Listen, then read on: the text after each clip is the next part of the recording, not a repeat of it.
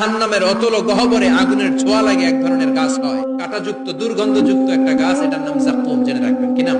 জাক্কুম। বিশ্বনবী বললেন তিরমিজির বর্ণনায়, জাক্কুমের একটা টুকরা যদি আল্লাহ দুনিয়াতে ফেলে, লা আফসাদাত মা আইশ, পুরো দুনিয়াটা দুর্গন্ধে সয়লাব হয়ে যাবে। পুরো দুনিয়ার মানুষগুলো জাক্কুমের গন্ধে ওই জায়গায় শেষ, পুরো দুনিয়াটা নষ্ট হয়ে যাবে। ওই কাঁটাযুক্ত জাক্কুম তাদেরকে দেয়া হবে, ক্ষুধার চোটে জাক্কুমই খাইতে শুরু করবে। কাঁটাযুক্ত গরম দুর্গন্ধযুক্ত জাক্কুম গলার মাঝখানে কাঁটা বিঁধে যাবে, খেতেও পারবে না, গিলতেও পারবে না। এবার কয় পানি দাও।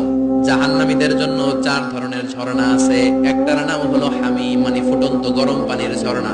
2 নম্বরে হলো গাসসাক, মানে বমি। 3 নম্বরে হলো গিসলিন, দুর্গন্ধযুক্ত রক্ত আর পুষ।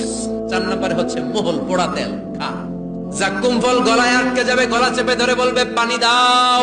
সামনে বিশাল বড় বড় পাত্র দিয়ে গাসসাক, দুর্গন্ধযুক্ত রক্ত, পুজ আর বমি, পোড়া তেল দেয়া হবে। দাউ দাউ করে এগুলো থেকে আগুন জ্বলবে। তৃষ্ণার চোটে এগুলোই খেতে চাইবে। এগুলোর পেয়ালা যখন মুখের সামনে আসবে, এগুলোর উত্তাপে গালের গোশত, চোখের গোশত, কপালের গোশত গুলো ঝলসে ঝলসে পানির মধ্যে পড়ে যাবে। তৃষ্ণার চোটে না পেরে ওইটাই গিলবে, যেখান দিয়ে বেরোবে কেটে ছিঁড়ে শেষ হয়ে যাবে।